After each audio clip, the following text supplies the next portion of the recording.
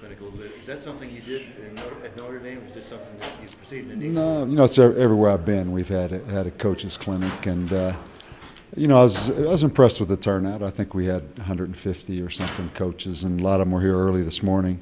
I got in there with our coaches. So as I told them, this is just the first step. We have a clinic. It's only going to be today, but it's just the first step to get to know them.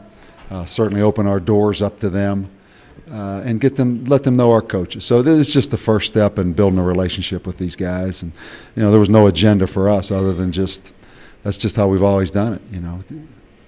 The kids think that's something you've done before as well. We've done that. These last 10 years really have shown me.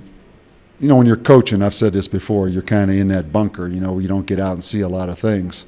You're just worried about your own team and your own situation. But these last 10 years, just being out in communities every weekend, all across this country, you see how important high school football is on Friday nights. I'd go to games, almost every weekend, Friday nights when I was doing Saturday games broadcasting. And then I'd go, obviously be there for the whole weekend. You see how important college football is in the community. And you know what? So just to have people come out and start to appreciate what college football is, we have to start somewhere. And I think they get a chance to be around our players. If you ask these kids that were out here today what our record was the last 3 years, they'd have no idea, and that's the way it should be. They're around a bunch of good kids that have a lot of energy that coach the heck out of them.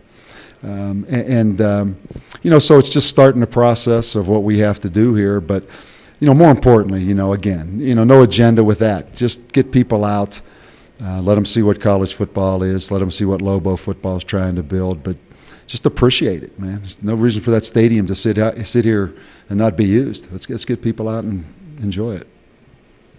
Seemed like more than just the community benefit today. It seemed like a lot of the players had a good time with the kids and got the excitement and the fun back in the game for them.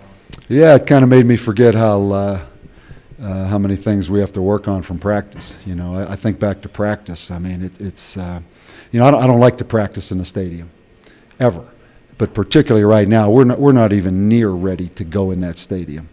But we did it just because that's how we could handle the logistics of it.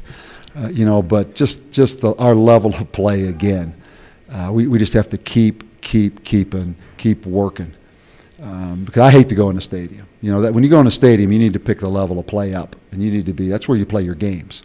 So I don't like to practice in there, and we certainly weren't ready to practice in there. But yeah, it was great for our players to be around young people, feel like they're giving something back. Normally when you do something for someone else, you usually feel better about yourself. That's usually how it works.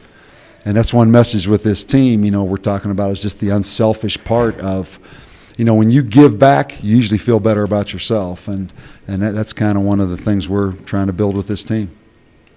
How would you assess practice today? I thought we tried to go out there early and play with a good tempo. We get tired. It's hard. It's frustrating because we really can't practice the way we really need to practice in this situation. We because of the limited numbers, we can't scrimmage as much as we'd like to. We don't have as much competition at positions as we'd like to have. And all that factors into it. So it's a little bit frustrating because we just can't let it rip. Not that we're not having contact. We're doing all that stuff. We just run out of gas. And everybody feels the urgency to do it, but we're just not in a position that we can just go practice for a lengthy time at the highest level. And that's frustrating to everyone right now. I don't necessarily have to name names. What was your message to Destry Berry there? I'm not going to talk about specifics. That message was something between Destry and myself, and it's all the part of the process. I think of, one defining exactly what we want to do, exactly how we want them to do it. And once we define how we want to do it, then it's their responsibility to do it. And, I just can't let anything go unnoticed. I can't, I just can't. So we're trying to, manage everything,